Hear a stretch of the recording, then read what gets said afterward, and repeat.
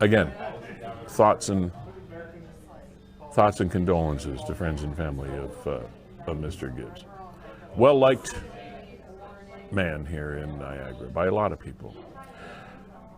Another really wacky story. This is something that you would not expect from a professional sports franchise, especially one as popular and as professional and as much in the public eye as an NHL team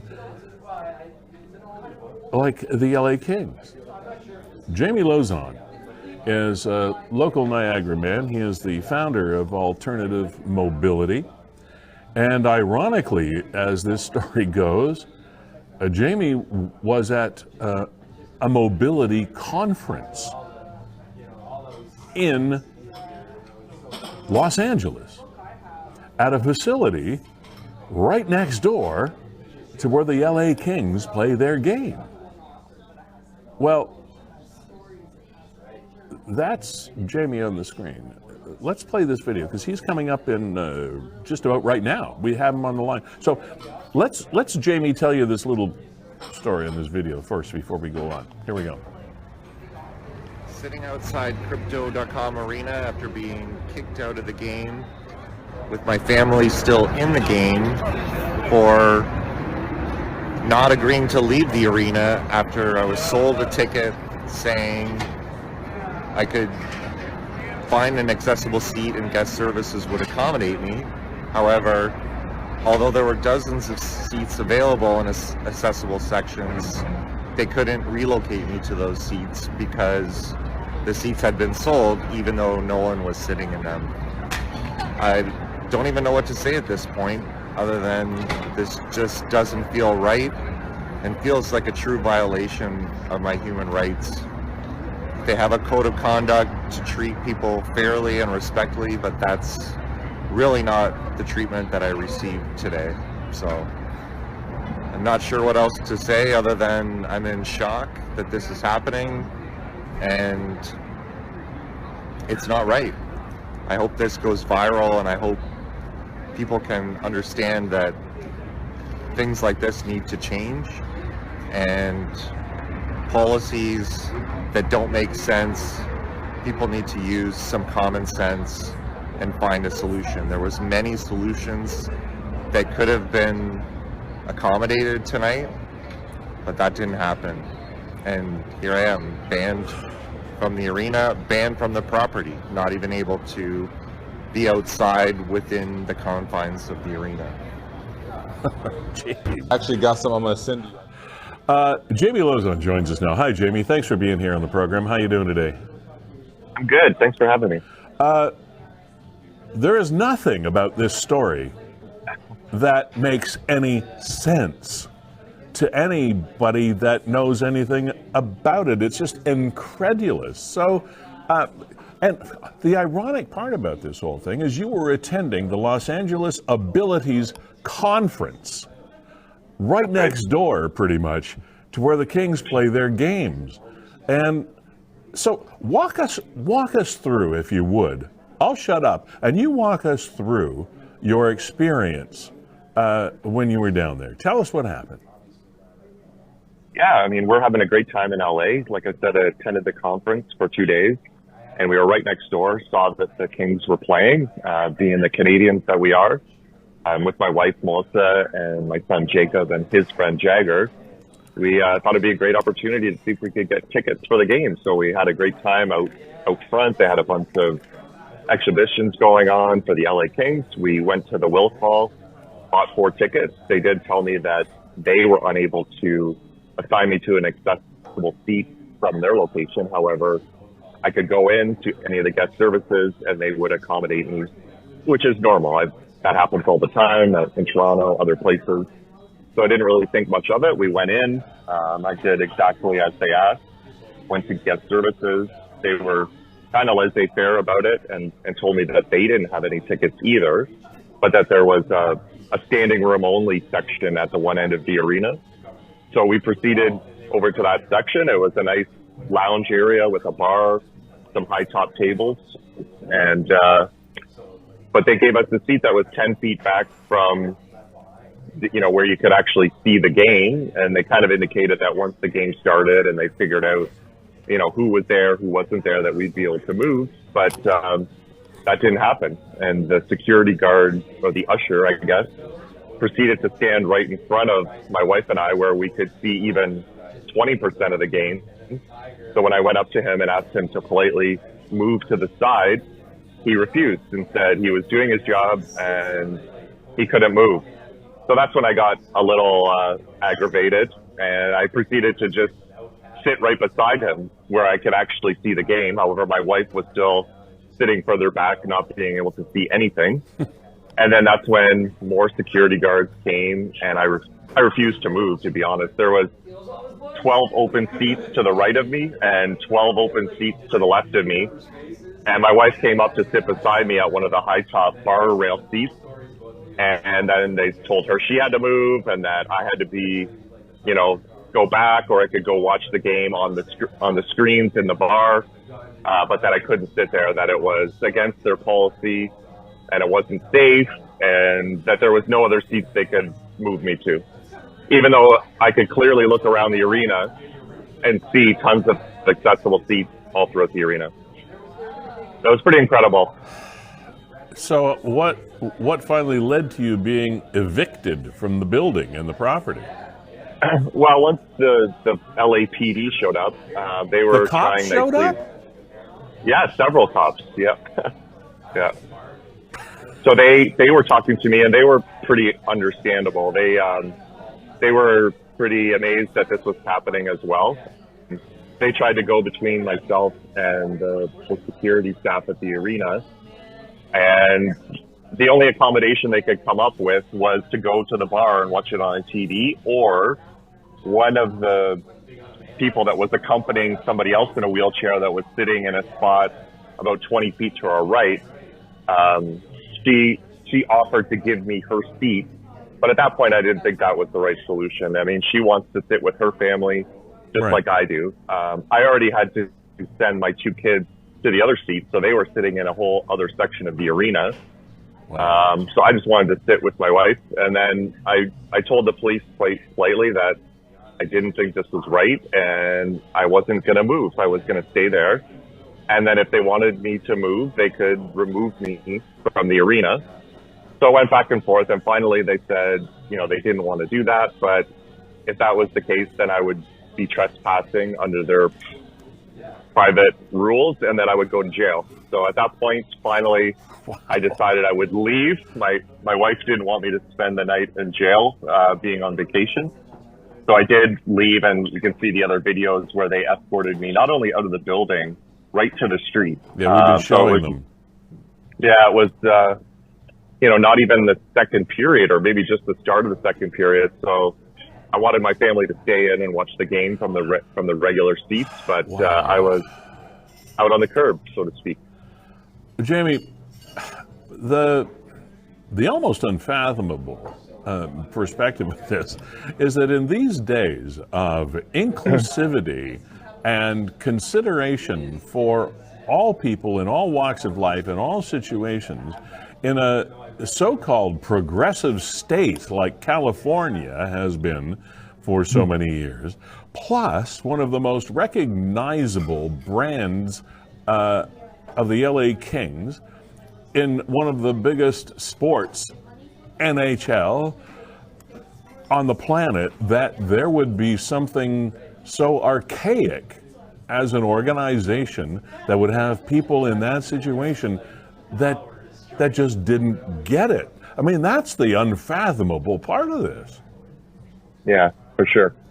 So that what I find, and I've been in the chair for 32 years, is accessibility has come a long way. Yeah. Everybody has an accessibility policy nowadays, but the policies don't always translate to common sense and actual processes that make sense. So in this case, clearly this guy didn't receive the message or the training, and that every disability is unique and all situations are unique. Right.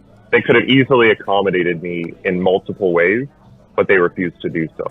And that's the one of the things that Kevin and I, along with other guests on this program and other situations we've talked about in the past, is everybody needs policies and procedures in a business. There's no question. You need a rule book, basically, to follow.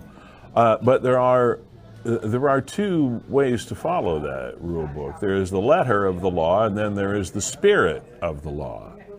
The letter of the law says, yep, here's the deal. But the spirit of the law is supposed to be applied by people that are paid to think and interpret situations and react accordingly. And obviously, that organization does not pay people to think.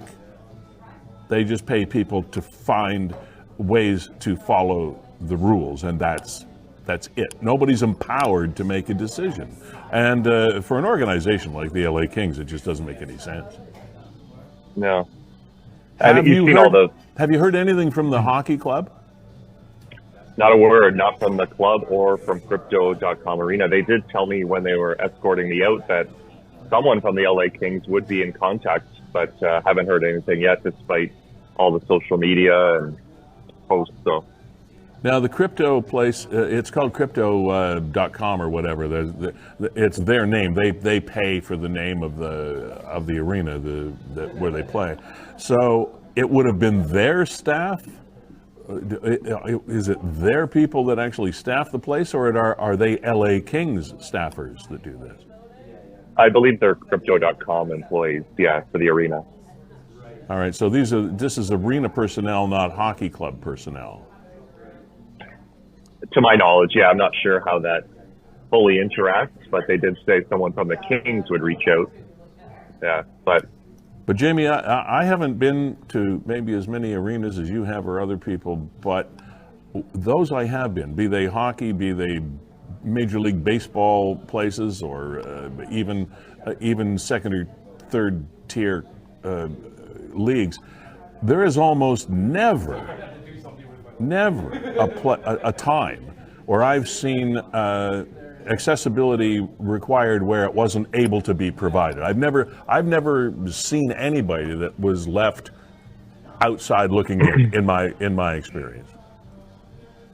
Well, certainly this isn't a unique situation, unfortunately. It's unique in the fact that they actually kicked me out of the building. Yeah. However, as a person that loves sports, loves concerts, I experience this all the time. So I'll just give you a bit of a recap of what happened. So I have about 40 to 50 seats to choose from in any of these 20,000 seat arenas. That's my guess about how many accessible seats there are. Mm-hmm. So, but I have to call in, whether it's Pearl Jam or Toronto Raptors or whatever event I'm trying to go to, I have to call in with the lottery at the same time as everybody else and fight to get one of those 40 seats. And they'll usually only let me have one person with me. So as a father, I can't bring a whole family of four with me. I've kind of gotten used to that over the years. But what happens is that people go on and they just click on the accessible seats. All it does is ask you to check off a little waiver that says, yes, I need the seat. I went to Vince Carter's retirement game back in the fall. I'm a huge Raptors fan, Vince Carter fan. Mm-hmm. And I went there, same thing, I couldn't get an accessible seat, so I got a regular seat and thought, they'll accommodate me. But when I went there, they said the same thing, come back after the game starts, we'll try to accommodate you. I went to the first available accessible section after my kids went to their regular seats. I was the only one there. There was about 10 to 12 seats. As the game went on, it started to fill up. There wasn't one other wheelchair in that section. And I started asking people, how did you get these seats? They all told me that they didn't understand how the codes work, but they just bought them online.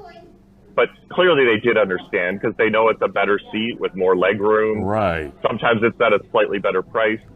So there's a big flaw in the system, and it's something that I've wanted to take action on for a while now. And this might just be the catalyst that gets me there. Well, if it is if it is a catalyst for change, Jamie, perhaps that terrible experience, and I can't imagine how emotionally that must have affected you, and probably still does. But if it is a catalyst for some kind of change in that way of thinking, perhaps some good will come out of a terrible situation that you and your family had to go through. It's the same I thing hope as so. it's the same thing as people in a parking lot that don't require it, parking for 10 minutes because they're only going to be there for 10 minutes in like a handicap parking zone or whatever. I don't like to use the word handicap, but that's what we call them. But it's the same kind of thing. People just not caring about other people. Yeah, I hope some change can come out of it as well. And kind of timely, like you said, I was at the Abilities Expo. Also, about 4 months ago, I started the company Alternative Mobility because I was getting a little frustrated and wanted to help others and help enact change. And I think this will be a great platform to help do that through my company and just through, speaking up. And I really appreciate you having me here today to talk about it. Those of us that don't have to have put up with the challenges that you and your community do, we tend to take for granted the fact that we've come a long way. We tend to believe or want to believe that we've come so far, and now that people in your situation are more than well accommodated out there. But these things that, like what you're talking about right now, indicate that we have still a long way to go.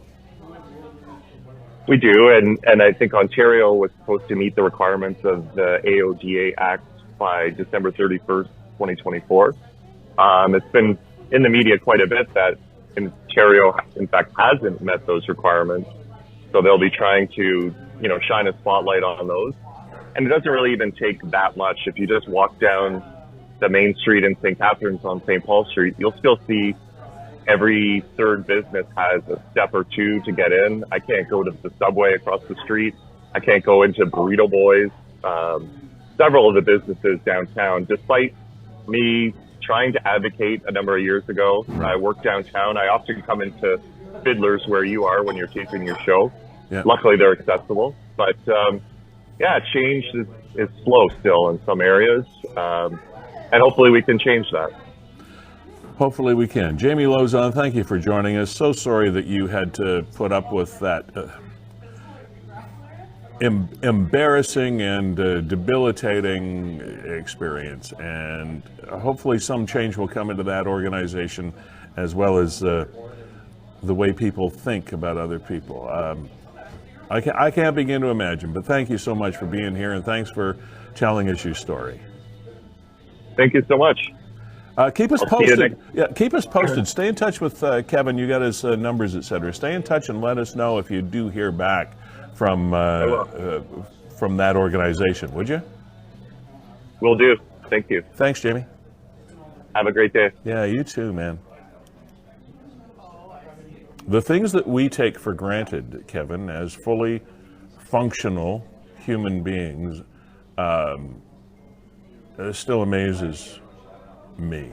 And I don't like to hear stories like that, but we have to hear them. I don't like them. We're moving in the right direction, but you could tell from Jamie's experience that we're not there yet. I mean, just him trying to go to that Raptors game, and I've seen them, Lee. I've gone to buy tickets online where the event is in theory sold out, and the only tickets available are marked accessible, but there's nothing stopping me from buying them other than my own good conscience. Right. But you could literally do it, and that's what he's saying. Hey, these people are just buying up. There's already a limited supply. What did he say, 40 at every 40, arena? he said, at a Raptors game. But you're right. I think it comes down to the letter of the law versus the spirit of the law. Absolutely. And there's somebody that paid full freight to go watch an LA Kings game, a good Canadian hockey fan spending his money in California. Yeah. And I mean, there should have been in that chain of communication that he was involved with, from buying the tickets at the ticket window to the customer service areas, to what there should have been somebody